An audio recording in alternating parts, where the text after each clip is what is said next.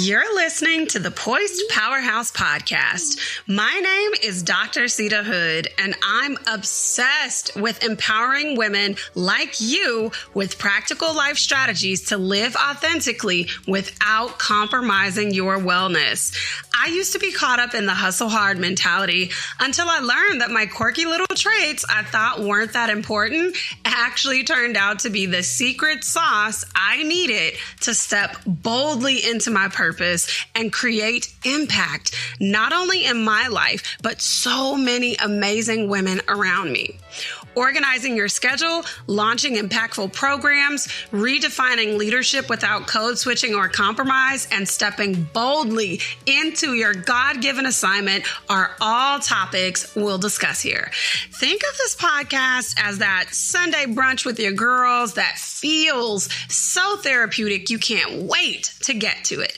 But let's clarify, this is not a substitute for a relationship with a licensed therapist. All right, grab your notebook and your coffee or your tea. We don't discriminate over here. And let's start the show.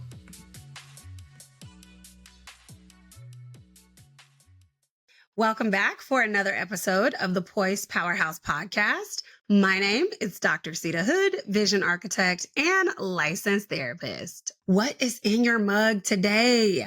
Today, the thing that was in my mug was the Starbucks Holiday Nespresso drink. It is legit so good. If I had the packaging, I would pop it up here on the screen or pop it up for you to see it. But as you can see, it looks a little bit different, and that's because I am recording at night.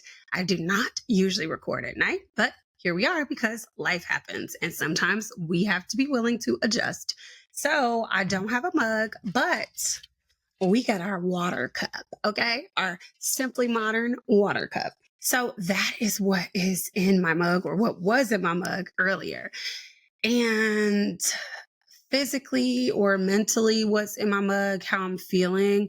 Honestly, I am feeling a little bit sad because, as I shared in previous podcast episodes, my family suffered 2 losses within the same week.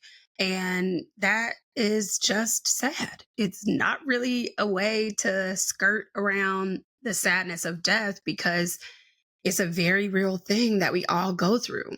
So I am doing the exact same thing that I'm always telling you to do. And that is feeling the feels, letting it exist in the room, and just being okay with feeling all the emotions that come with it. But at the same time, death is tricky because life goes on. Whether you want it to or not, there are always going to be things that you still have to do in spite of grieving your loss. So just some real talk. That's where I'm at. That's how I'm doing. In reflecting on the unfortunate parts about death, life, etc., I think it's really important to leave a legacy. And that is why, part of the reason why I'm so sad about these losses, because these women were extremely instrumental in my family. They left legacies of compassion, kindness, caring, understanding, how to be a powerhouse, how to show up, how to really just live, And that's exactly what today's episode is about. The 3 lists that you need as an ambitious woman if you want to build an impactful legacy. First, let me tell you, my view on legacy is that legacy goes far beyond money, wealth. Like, wealth is important, obviously, when you are building legacy. But what's more important is cultivating the character of the person that you are leaving the legacy to. Why? Because I could leave you all this money, but if you ain't got the right character, if you ain't got integrity, that legacy is going to die right on with you in spite of all of my hard work. So that's the reason why it's important to cultivate character as a form of legacy, right? And if you have been to a Christian church, then you know that Christians primarily pass on the legacy of Jesus because period, honey. So that is my view on legacy.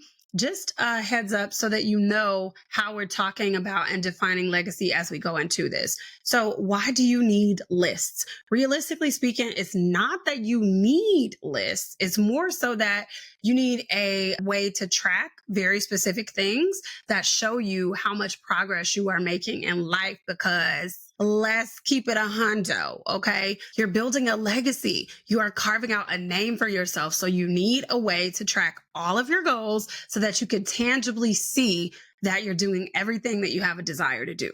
And you might be asking yourself, what is the point in tracking? Well, when you track, you have increased confidence, increased clarity, reduced stress, and you have the motivation because you could tangibly see the momentum building as you are checking things off of your list or tracking things. So you start to get excited about the things that you're building, and then you turn around and you're like, dang, I built all of that. Okay, go off then, girl. Now, the caveat here is I don't want you to get caught up in performative self-acceptance, because ambitious women tend to have ambitious goals. And with those ambitious goals comes that weight and that feeling that you're not doing things right or good enough if you can't check a thing off of your list in your own timeline. Because I know some of us be like, I'm going to become the president in 2 weeks. Like, girl, what you talking about? You can't become no president in 2 weeks, honey. That stuff takes time to build. Okay. Do we remember Noah? Do we remember how long it took him? Yes. Time to build, patience and time. I'm going to leave the link for the performative self-acceptance episode underneath this or in the show notes. Basically, long story short, performative self-acceptance is when you struggle to love yourself or accept yourself, except when you are performing according to your own standards, or let's keep it a hundo, some impossible standards of perfection. Do not get caught up in that. That is not what I am telling you to do by making these lists, okay? Another note, when I say lists, some of these are actual lists that you should write down or house somewhere, but others are just a list that you need to create maybe once or twice and update it annually, but keep it as a mental note. The point is to track it. All right, let's get into this episode. Hey, aren't you tired of running around like a chicken with your head cut off? How many times have you promised to do better with your wellness routines only to let life get on top of you again? I want to invite you to pause and pour by downloading my app, The Lavish Haven, your sanctuary for cultivating daily wellness. It's completely free to use. You'll start with our pause and pour quiz and then access our signature daily and weekly wellness trackers, mood playlists, elevated emotions collections, scripture-based guided audios, and so much more. Hit the link below to start today. The very first list that we are curating is the relationship mapping list. Now, the purpose of this list is to visually see your network of relationships. And I want to be clear, we are talking about your professional relationships in this example. You need to assess the professional relationships to not only understand your expectations in each of these relationships, but also to see who you can introduce to who, right? Because let's say shorty over here got the plug on the bomb hair, right? For salons. And shorty over here is amazing at marketing. And she's struggling with marketing her hair. And this one is like, I'm struggling with marketing clients. Bada bing, bada boom. Okay. Because if y'all all share the same values, ooh, there you go. That's the purpose of the relationship mapping list. And I have an entire relationship ranking system that I do with clients for personal relationships. And everybody that I've done it with has always said that they walk away with so much clarity and it eliminates all the drama because they know what to expect in each of these relationships. So just remember, for this example, we are only talking about professional relationships. All right. So, me and you, we keep it action oriented over here so we could see some real life change, right? We don't just talk about it. We be about it. We do it, right? We walk the same way we talk. Okay. you are going to start with yourself in the center circle, and then you're going to map out your relationships with people. So the people that are closest to you or who have the most aligned values are going to be the closest to your circle. So you have one circle here, and then let's say homegirl, business bestie, etc. She's like right here next to me, versus somebody who has a couple of aligned values, but not quite, we don't quite mesh that well. They're going to be a little bit further out. Okay. So the further out somebody is, the less comfortable you feel with them. And this alone should create some clarity with who you should be partnering with in your professional goals. And don't fall into the trap of adding somebody where you want them to be. Okay. Don't do that. Don't do that. You're going to be disappointed. Okay. Put them where they should be based on their behaviors. And this is also going to help you figure out where you should be prioritizing your time and efforts when it comes to networking. So after you do that, you're going to take it a step further with your role and value identification, okay? Because we want to focus on value-based networking. I am talking about all the time on this podcast how your values should be at the center or the core of every single thing you do. And this is no different. Now, let's be clear. When I say values, I'm not saying that people are not valuable. Everyone is valuable just because they're human. But in this list, we're talking about legacy. Okay, clear. So it ain't personal when we're talking about building legacy. When you look at your list, who are your key players? Like, who seriously brings a ton of added value to the work that you're doing? But that person also sees the value in the work that you do and how that could add value to what they're doing. How can we create a partnership? Who are those key players? Essentially, you want to look for alignment, okay? Alignment in your connections.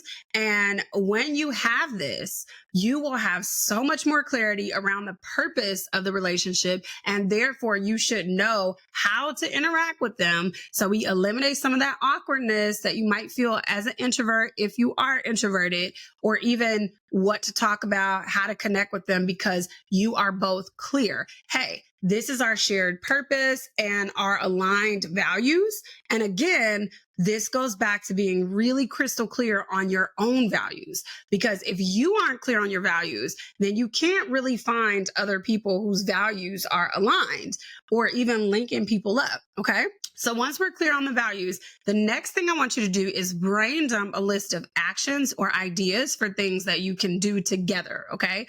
Number one, to nurture the relationship, because nobody, and I mean nobody, wants to only get a phone call from you when you want something. Nobody wants that seasonal person who only checks in on them and then the next day they get their hand out, right? So we don't want to do that. We want to make a list of things that we can do to nurture the relationship. And why are we listing this out? Because again, you busy. You got a lot going on. You're trying to drink your water. You're trying to mind your business. You're trying to be a mama. You're trying to be a sister, a wife. You got a lot on your plate. Nobody wants to constantly be thinking, oh, how could I do this? How could I? No, we just going to hash it out all in one. If we're creating the list, we're going to also list out activities that we can do together to, again, nurture the relationship. So you want to have regular activities that are planned, or, that you have intentions to do that you will carry out with your work bestie. And I want you to think about regular check-ins to see what's happening in their organization and what they got going on, how you can support them, how you can really be an asset to them. Again, nurturing the relationship. I want you to think about shared activities that you can do together where your businesses or your industries overlap. Because more than likely, if you're trying to expand your network, you might connect with people that are in the same field as you, but it would be wise to connect with people whose industry complements yours, because then they grow and you grow. And so some of the things that you can do together could be conferences, or thinking about collaborative projects that you can work on together that helps both of you grow. And so you can easily determine that when you look at these relationships mapped out, and then tailor the activities that you do to that specific relationship. So for example, The activities that I do with the primary care physician who shares some of the same values and sees some of the same clients that I do is going to be really different from the massage therapist who also shares the same values and sees some of the same clients that I do, because they have different crowds that they attract and their industry is different.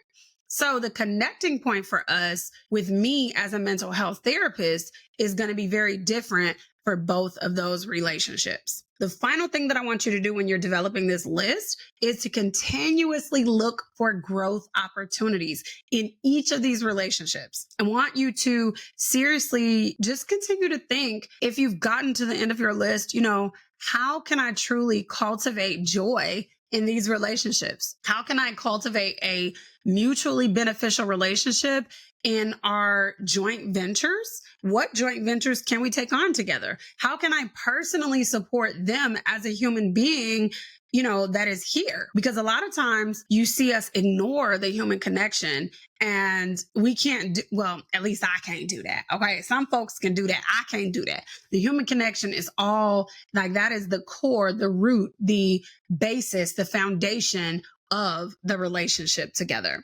So there has to be some sort of caring or concern or compassion for the human side if we want the business side to work well. And last week on the podcast, we talked about networking and we talked about how to kill it as an introvert in networking. And I promise, if you do this relationship mapping list and you run through these steps, you are going to be surprised, because you're going to see that this is it's a very structured approach to cultivating high quality relationships that are in alignment with your values and your goals for making an impact on the community.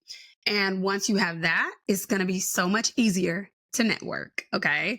I am reminded of a friend of mine. And when we connected, this was when I had someone working for me, and I don't even know how she knew this lady, but she told me that she had contacted these two attorneys to partner with our practice and host a couple of events.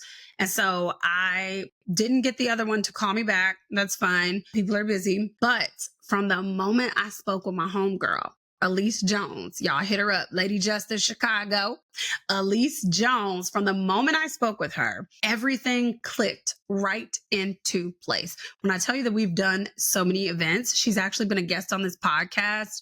And we have become friends personally because our values are aligned. As soon as I spoke to her on the phone and she spoke to me, she's like, oh, girl, I could tell we going to be at each other's events. Like, I already know I want to get in on some of the things that you're doing. And I'm like, yes, girl. And I would love to support you. So we have come together several different times, and we intentionally nurture our relationship. And that's what it looks like when you find somebody with aligned values. It is so easy to connect and to make stuff happen. Because when I think about some of the other people that I've connected with, it's taken a much longer time to actually produce fruit from that, right? Which is not to say that you have to produce fruit from every relationship, but let's keep it a hundo. When you're talking about like professional relationships, you want that to be a value. You want it to benefit you. You want it to benefit them. Mutually beneficial relationships. And that happens when you got alignment.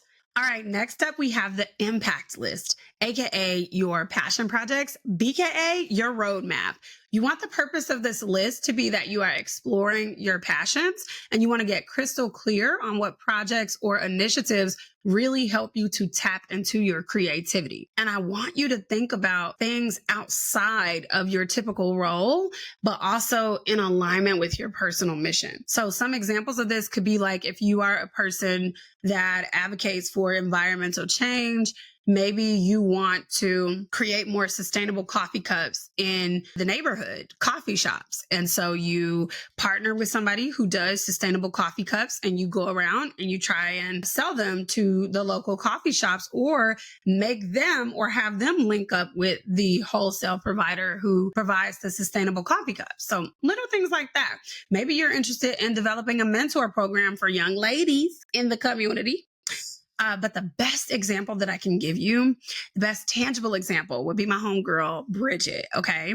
She had a passion to bring to life a teammate success coaching program and a food pantry, a mobile food pantry that people could just come and grab food out of a fridge if they needed it.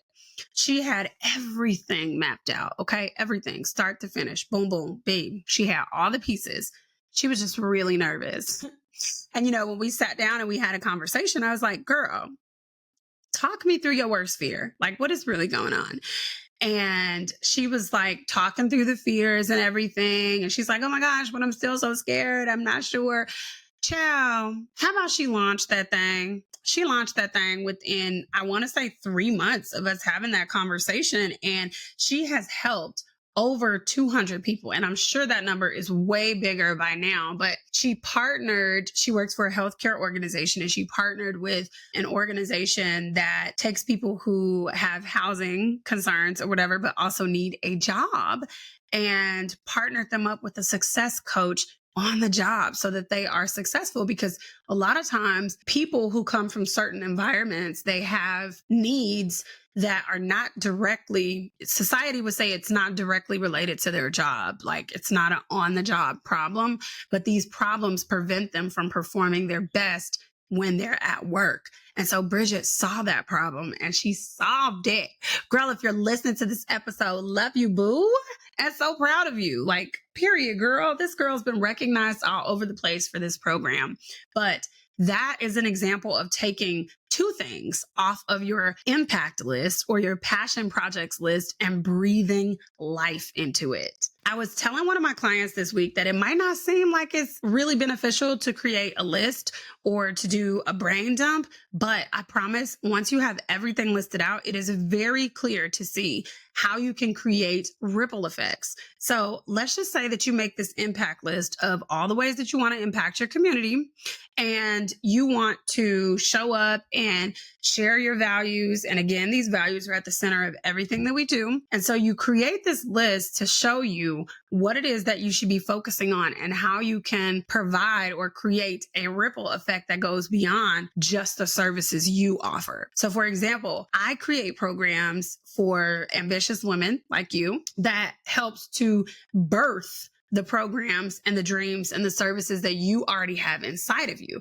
My gift is an activator, a connector, an encourager. And so I will help you architect your vision. That's where the vision architect comes from, because a lot of times the women that I work with, they have all the pieces already. They just don't know what order to put it in. How do they manage what they currently have going on, but also scale things that they might have been successful at? How do they align their relationships? How do they launch this thing without hustling hard, without having health problems, without compromising their wellness? And so I have a system that teaches them exactly that. And so the thing is, when I give you those pieces, when we activate that part of you, when you've got that, then everybody who's in that program, let's just say if I had 10 people, just start with 10 people. Those 10 people go out to run their financial literacy programs, their hair braiding classes in the community, their teammate success coaching programs, all of these things. So you get the inspiration, you get activated, you get the system, you go out and launch your thing. Now, if we take Bridget impacted 200 plus lives, right? So now each one of those 200 people is now going to go out and impact other people. You see that ripple effect that all started, boom, from the impact list. This is the importance of creating an impact list. And don't overthink this list. When you create this impact list, I want it to be something that you build on the relationship mapping list so that, again, you cultivate authentic connections. So when you think about the specific type of impact you want to have, I want you to think about value aligned relationships. Okay. This is why it's important to do the relationship mapping list first, because then you can see where you have shared values and where some of those things overlap in terms of your passions and the type of impact that you want to have, because you could collaborate on projects that you want to create just by being connected to the right people where you're in alignment together. Your approach has an even deeper impact because you as a human being only have so much capacity. Girl, you got Now, don't argue with me. You need to take the cape off if you think you got more, but that's a whole nother episode. You only have so much capacity to show up. You can only give so much. And if we keeping it real, you also have a lane that you belong in. You got a lane, sis. You got a lane where you function best, okay? If you stay in your lane, you're good. You can't be veering over here trying to do that. But what we can do is I could pack up my car. I could have everything I got in my lane and you could be in the next lane and we can make that much more of an impact. So I have an area of expertise that I should be operating in, and somebody else has a complementary area of expertise. And I want you, as a tangible example, to think about all of those women that came together and raised $1 million+ in a matter of hours for Kamala's campaign. That's an example of what happens and the type of impact that can happen when you join forces with like-minded people. The final list that we're going to talk about is the refresh list. Okay, my favorite list.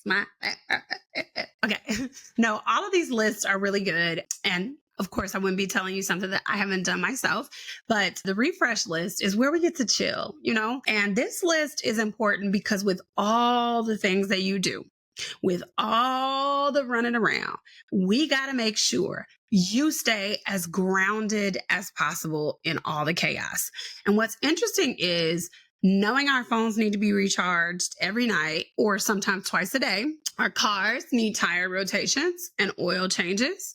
Our homes need to be cleansed and reset. But we never think about ourselves as needing a reset, ourselves as needing to be recharged, ourselves as needing a break. Somewhere along the lines, I feel like somebody whispered into the atmosphere and then we picked it up. We got our needs mixed up. We think that it means we're weak if we need a break. We think that it means we're failing if we need a break. We think that it means that we are not making progress if we need a break. And that is the furthest thing from the truth. All right, let's get into this list. Essentially, this list is going to house your wellness routines or your set of activities that recharge you or make you feel refreshed. Let me ask you a question.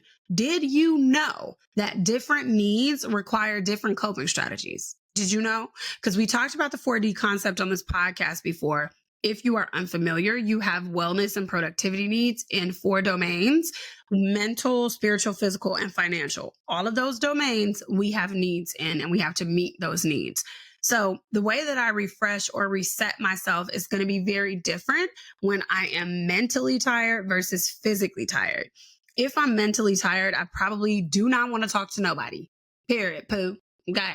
You probably gonna find me curled up in a ball, watching a show, reading a book, doing something of the matter that's like distracting me from the chaos or from the overwhelm. Versus if I'm physically tired, I'm probably also gonna be laid up in the bed, but I might be sleeping or I just might not get up out the bed, period. Okay. Like it's gonna be permanent dent in that mattress from your homegirl because we are physically tired. The very first step to the refresh list is to notice your patterns and your habits.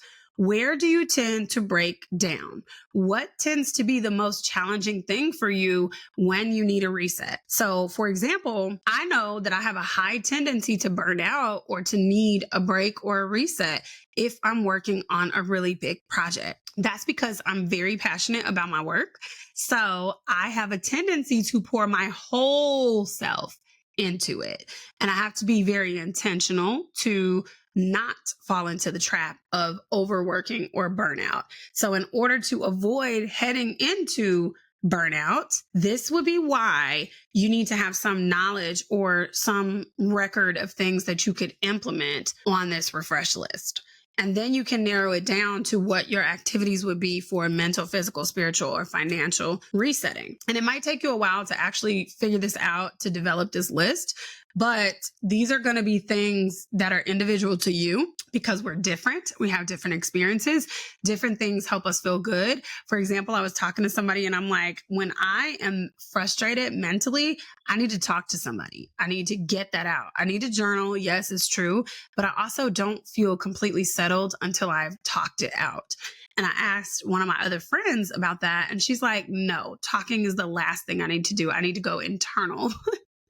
And I was like, oh, okay, that is different from mine, but no shade. It is what it is. So when we're talking about this refresh list, I want you to know that generally speaking, at the very least, you should have a morning routine and an evening routine. If you ain't got those, you got some work to do. Okay. Go ahead and get started. And it doesn't have to be anything super long.